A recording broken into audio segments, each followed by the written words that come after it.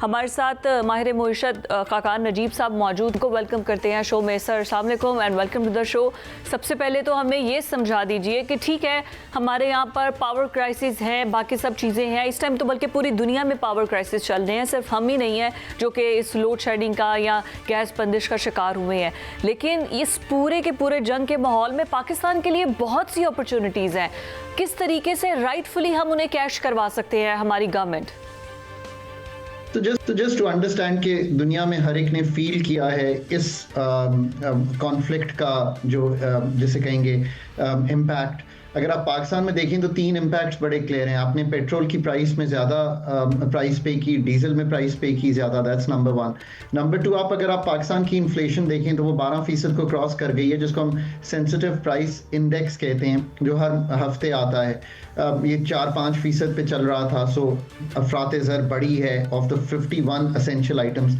और तीसरा, आपने जैसे जिक्र किया कि LNG की शॉर्टफॉल हुई, कुछ आई थिंक इंडेंट्स पानी के सही नहीं फॉलो अप हो सके, प्लस साउथ टू नॉर्थ बिजली नहीं कैरी कर सकते थे। तो आपने एक फील किया कि पावर शॉर्टेजेस जो हैं वो मुल्क में हिट हुई। So everyone has felt this. इसके और गहरे भी असरात हैं जिस पे बात की जा सकती है। But going forward what Pakistan has to see is कि आप कैसे अपने घर को ठीक करके वो इन्वेस्टमेंट जो पाकिस्तानियों ने ही अगर बाहर की है, नंबर 1 जिन एक्सपैट्रिएट्स ने, नंबर 2 जो इन्वेस्टमेंट बहुत UAE, कतर, मिडल ईस्ट पूरे में जाती है, इवन सऊदी अरेबिया में, आप उसका कोई पार्ट पाकिस्तान लाने के लिए कैसे तगोदौ कर सकते हैं। FDI ट्रेडिशनली पाकिस्तान में बड़ी वीक रही है, $1.5-2 अरब डॉलर से ज़ायद नहीं होती। सो उसको लाने के लिए आज भी वो जो जिसे कहते हैं ना मेजर्स जो हैं वो वही हैं कि डीप स्ट्रक्चर्स जो इकोनॉमी के हैं उनको तब्दील करना पड़ेगा। नंबर 3, आप कराची पोर्ट को अगर देखें तो उसने बहुत हैंडलिंग की, मिनी के 24 दिन में ऐसे फिगर्स आ रहे थे कि 8,400 ट्रांसशिपमेंट के कंटेनर्स की हैंडलिंग हुई जो पूरे साल में नहीं होती थी। सो अगर मिडल ईस्ट से कुछ ट्रांसशिपमेंट यहाँ शिफ्ट हो। नंबर 4, अगर आप अपनी लोकेशन को देखें तो इट्स लाइक अ हब किस तरह है, पूरा वेस्टवर्ड्स आपके पास है, कार कंट्रीज तक ईरान के थ्रू रसाई हो सकती है अगर आप अफगानिस्तान को निकाल भी दें इक्वेशन से, और चाइना आपके पास है, और फिर अगर आप नीचे अरेबियन सी से जाएं तो पूरा मिडल ईस्ट है। अब ये एक ट्रेडिंग हब तो बन सकता है। काबिल एहतराम डॉक्टर साहब, बात इस वक्त जो बात है वो $25 बिलियन यानी कि 7,000 अरब रुपए की है, जो 700 खरब कह सकते हैं आप। ये आने की बातें पूरे मीडिया पे छाई हुई हैं कि पाकिस्तान में $25 बिलियन आ रहा है। होता तो ये है, वैसे काम निकलने के बाद जो आलमी ताकतें हैं वो फिर वापस चली जाती हैं और बातें सिर्फ हवा में रह जाती है। मैं किबला आपसे ये जानना चाहता हूँ कि असल इम्तहान हमारा जंग रखवाना नहीं, असल इम्तहान हमारा इस वक्त मुआशी तौर पर इस बात को कैश करना है। आप हुकूमत को कैसे सुजेस्ट करते हैं? ये बात दुरुस्त है कि पाकिस्तान का बड़ा ट्रांजैक्शनल रिलेशनशिप्स कुछ बड़ी पावर्स के साथ रहा है, पर आई थिंक थोड़ा सा शिफ्ट हो गई है वो चीज़, और दुनिया ने पाकिस्तान को as a middle level soft power accept कर लिया है। और इसीलिए बार बार जो मीडिएटर का रोल है, जो निगोशिएटर का रोल है, वो सर फहरिस्त पाकिस्तान ही नहीं है, बल्कि I think it's the only country which is doing it. So एक तो ये बात हो। दूसरी बात यह है कि आने वाले बजट में जो 3 टॉप चीज़ें हैं मेरी आर द फॉलोइंग। आने वाले बजट में आपको एक ऐसा जिसे कहेंगे फिस्कल पैक्ट, इसका मतलब यह है कि मालियाती पैक्ट करना पड़ेगा जिसमें टैक्सेस कम होते हुए दिखाई दें और एक्सपेंडिचर्स जो हैं कॉन्सिक्वेंटली कम हो। अगर टैक्सेस का बोझ कम होगा तो इन्वेस्टमेंट बेहतर होगी। सो इन्वेस्टमेंट फ्रेंडली बजट बनाना जो है वो नंबर 1 प्रायोरिटी है। नंबर 2 प्रायोरिटी है कि ये बजट जो है वो किस तरह IMF के साथ रीनिगोशिएट किया जाए। जो एंगेजमेंट है IMF की, keenness to continue the engagement should be there, and हम उसके बगैर नहीं चल सकते, but the real keenness should be कि वो प्रोग्राम इस तरह आगे बढ़े कि 1-1.25 साल रह गया उस प्रोग्राम को ख़त्म होने में, तब तक हम अपने पाँव पे खड़े होने के काबिल हों, ना कि हम फिर एक और प्रोग्राम को देखें। और तीसरी चीज़ मैं ये कहता हूँ कि हमें अपने एनर्जी सेक्टर का तंजीम नौ जो है वो अगले 12 से 18 महीने में कुछ ज़रूर दिखाई देना चाहिए, जिसका मतलब प्राइसिंग तब्दीली नहीं है बट डीपर तब्दीली है। इंटीग्रेटेड एनर्जी प्लानिंग है, इंटीग्रेटेड रेगुलेटरी प्लानिंग है, कुछ अगर प्राइवेटाइजेशन नहीं होती तो सरकार में रहते हुए ही इन अदारों को, डिस्कोस और जेंकोस को कम्पिटिटिव बनाना है। आई थिंक ये 3 चीजें मेरी कैसे बनाना है? पावर सेक्टर को किस तरीके से दोबारा रीस्ट्रक्चर कर सकते हैं? जब हमारी सोलर के लिए क्या पॉलिसी होगी, यही 2-3 सालों में फाइनल ही नहीं हो पा रही, तो फिर क्या ही हम आगे कोई चीज़ करेंगे सर? ये आपने बड़ा अच्छा सवाल किया है। इसी पे मैंने रिसेंटली लिखा भी है और एक बड़ा डिटेल ट्वीट किया है, और इसमें मैंने ये समझाने की कोशिश की है कि जो पाकिस्तान है उसकी बिजली का अगर आपने निज़ाम ठीक करना है तो आप इसमें जब तक स्ट्रक्चर को नहीं तब्दील करेंगे, और उसका क्या मतलब है? उसका मतलब ये है कि पाकिस्तान में एक इंटीग्रेटेड एनर्जी प्लानिंग के लिए एक प्रोफेशनल एनर्जी मिनिस्ट्री चाहिए। इसी तरह आपको सिस्टम वाइड प्लानिंग के लिए, फोरकास्टिंग के लिए एक अदारा चाहिए जो आपको सपोर्ट कर रहा हो। नंबर 2, आपको जो रेगुलेटरी ओवरसाइट है वो नेपरा और ओगरा की इकट्ठे चाहिए ताकि they should talk to each other more, एक उसका मैकेनिज्म चाहिए। जो स्टेट ओन डिस्कोज हैं उनके हम अगर एक ही टैरिफ रिजीम में रहेंगे पूरे मुल्क में तो ये मास्क कर देता है कि मैडम जो डिस्को चला रही हैं उसकी क्या हालात हैं और आप जो डिस्को चला रहे हैं उसके क्या हालात हैं। अगर आप इसको मास्क नहीं करना चाहते तो लेट देम बोथ हैव, जो इनएफिशिएंसीज हैं वो सामने आनी चाहिए। और आखिर में मैं हमेशा कहता हूँ कि इलेक्ट्रिसिटी की एक मार्केट जैसे बैंकों की एक मार्केट है, जैसे फ़ोन मोबाइल की एक मार्केट है, किसी से भी जाके ले लेते हैं, उसकी तरफ आगे बढ़ना है। ये एक बहुत बड़ा प्रोफेशनल एफर्ट मांगता है। किसी भी मुल्क ने अपने एनर्जी के सिस्टम को एक इस निज़ाम में जिसमें हम एक ब्रिटिश राज के फंसे हुए हैं उसमें ठीक नहीं किया, और ना ही ये ठीक होगा।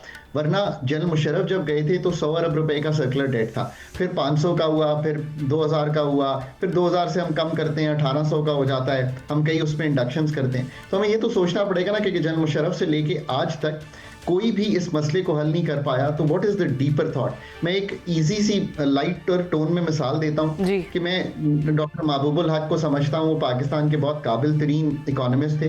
तो उनका एक बयान था 1 जनवरी 1985 डॉन में, उन्होंने कहा 1 साल में मुल्क में लोड शेडिंग खत्म हो जाएगी। और आज 40 साल, ठीक 40 साल बाद मैं ये कह रहा हूँ कि लोड शेडिंग ऐसे खत्म नहीं होगी जब तक ये प्लानिंग जो है वो बहुत प्रॉपर तरीके से प्रोफेशनलिज्म में नहीं आएगी, वरना गाहे बगाहे हम इस मुश्किल में आते रहेंगे। लेकिन जो हमने 100 साल के मुआहदे कर चुके हैं डॉक्टर साहब, उनका क्या करना है?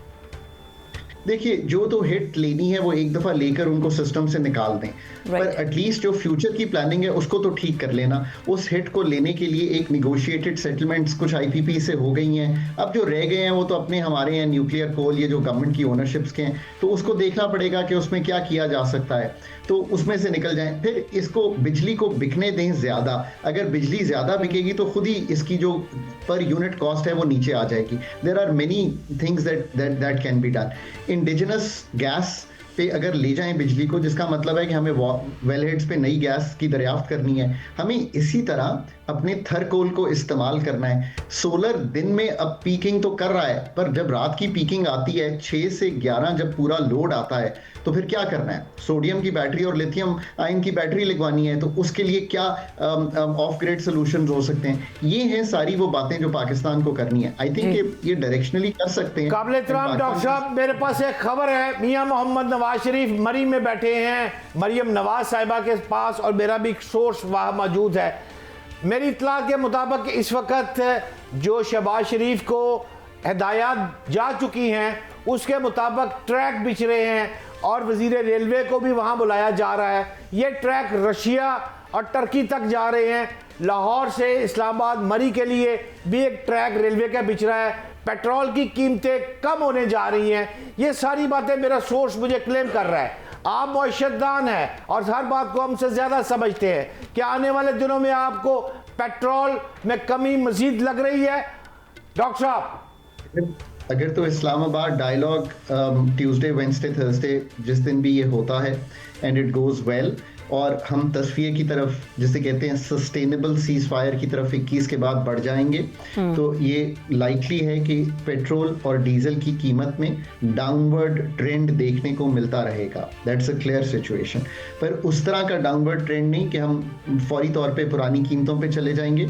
सिस्टम में जो इस वक्त सप्लाई शॉर्टफॉल्स हैं वो पूरे होते होते 2 से 3 माह लग सकते हैं, but things can start looking westward. जितनी भी वेस्टवर्ड से मेरा मतलब है पाकिस्तान के वेस्ट में, अगर आप CAR countries Iran, Uzbekistan, Kazakhstan, Tajikistan, Tashkent, इन सब के साथ ट्रेड बढ़ाएं तो ये एक अच्छी चीज़ है, क्योंकि इसमें पाकिस्तान अपनी पोल्ट्री, अपना मीट, अपना एग्रीकल्चर इसको इस्तेमाल कर सकता है और वहाँ से ईरान पाकिस्तान पाइपलाइन और मादनियात जिनकी ज़रूरत हो वो ले सकता है।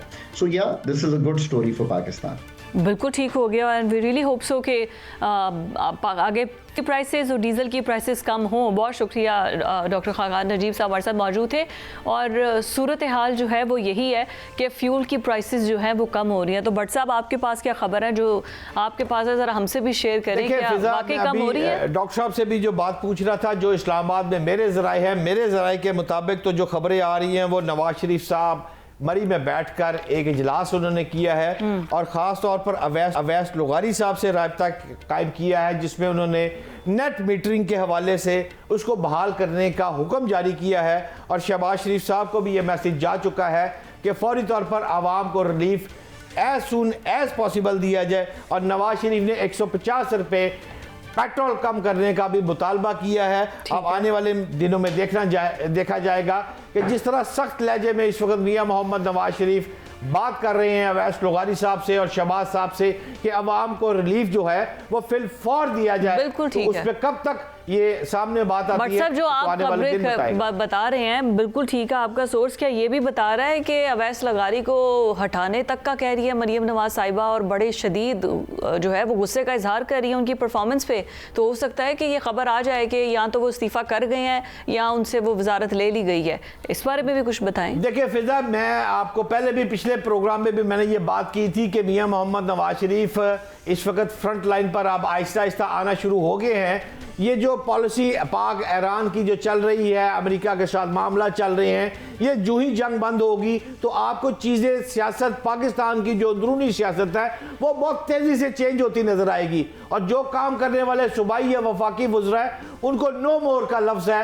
एक बड़ा ह्यूज किस्म का ऑपरेशन पाकिस्तान की सियासत में भी होने वाला है। फिजा, बिल्कुल ठीक है।